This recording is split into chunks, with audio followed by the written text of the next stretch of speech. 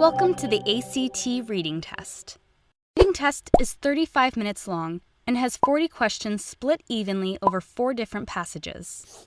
The 4 sections are as follows: prose fiction, which is an excerpt from a novel or short story; social science, which will be research-based, analyzing civilization and societies; humanities, which analyzes art or literature; and natural science, which analyzes science and experiments. Let's discuss the difference between the fiction and non-fiction passages.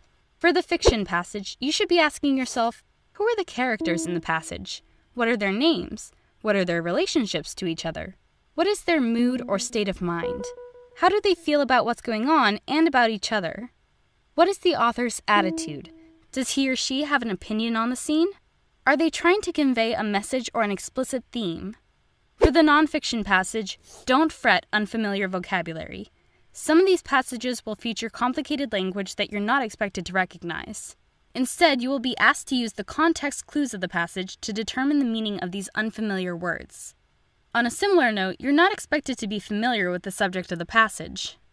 Skip passages you find difficult. That being said, you shouldn't make this decision immediately, because most passages don't have a clear introduction. Remember, these are passages, not complete texts. You are being dropped into the middle of something. Don't decide it's too hard just based off of the first couple sentences. Skipping passages you find difficult does not mean you should not complete them at all. It just means you should do them last. Answer the passages in the order that you feel most comfortable in.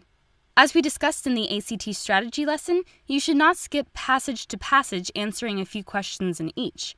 Complete one full passage at a time before moving on. Skipping between them will prove difficult when trying to remember the context and order of each different passage. You should take an average of 30 seconds per question. This is just an estimate. Some questions will take a much shorter amount of time, and others will take a little longer.